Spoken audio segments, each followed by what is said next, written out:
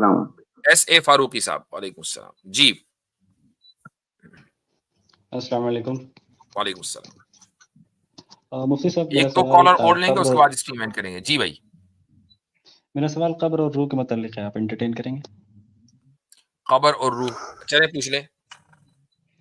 مفتی صاحب کچھ عوام میں یہ چیزیں رائج ہیں جو ہم سنتے ہوئے ہیں، جیسے کہ مرنے کے بعد جو ہے روح وہ قبر میں نہیں ہوتی، علیین یا ارواح کچھ بولتے ہیں، اس میں وہاں چلی جاتی ہے. پھر ہمارے پاس باڈی کو پرزرو کرنے کا کوئی طریقہ نہیں ہے کہ ہم باڈی کو پرزرو کریں قبرستان کے اندر. پھر ہم سنتے ہیں کہ مردوں کو سنا نہیں سکتے. پھر ہم سنتے ہیں کہ قبر پہ جایا کرو، سلام کیا کرو، الگ سے ایک سلام بھی ہے، السلام علیکم یا اہل القبور. پھر ہم نے یہ بھی سنا ہے کہ مردے قبر کے مردے آہٹ کو بھی سنتے ہیں آپ کے آنے کا. تو تھوڑا کنٹرڈکشن سا لگتا ہے ان ساری چیزوں کوئی میں. کانٹرڈکشن نہیں ہے اس میں. اب مثال کے طور پر سب سے پہلے آپ کو سننے کے اوپر مسئلہ ہوا نا کہ یعنی مردے سنتے ہیں کہ نہیں سنتے ہیں.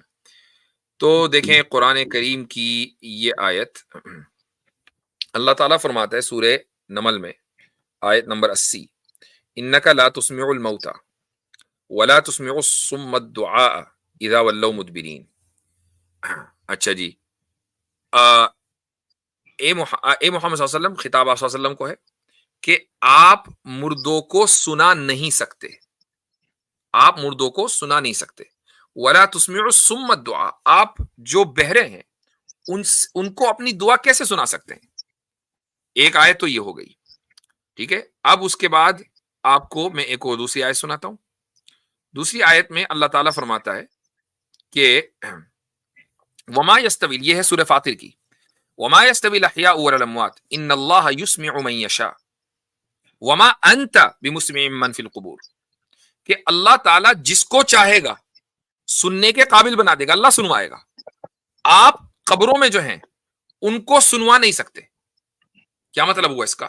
کہ ایک انسان مان لیجئے آپ قبرستان گئے، قبرستان میں قبر پہ بیٹھ کر آپ نے اپنی کہانی سنانی شروع کر دی کسی مردے کو کہ آج اصل میں صبح جو ہے چائے نہیں ملی، اس کے بعد میری میٹنگ تھی، اور آپ مثلا کسی مردے سے بات کر رہے ہیں، ٹھیک ہے، اور سوچ رہے ہیں کہ یہ ساری باتیں میری سن رہا ہوگا.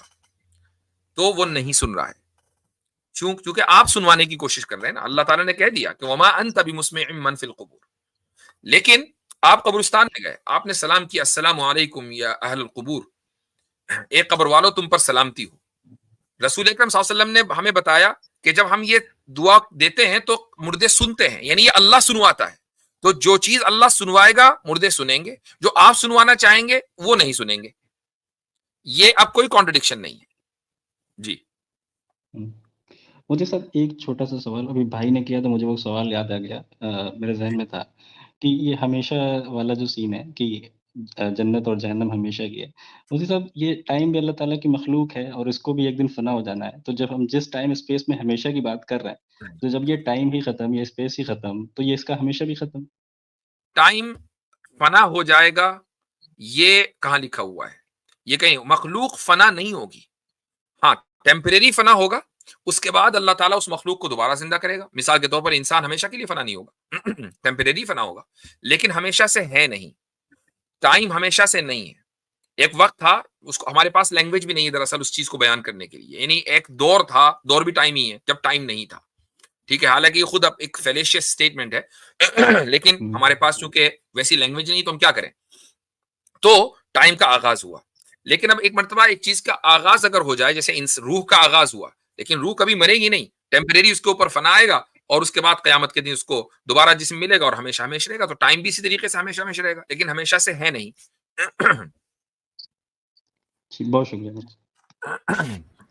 اچھا حضرت، یہاں پہ ایک بڑی مزیدار بات ہے، انہوں نے بھائی نے قبر کے حوالے سے سوال کیا، السلام علیکم یا اہل القبور.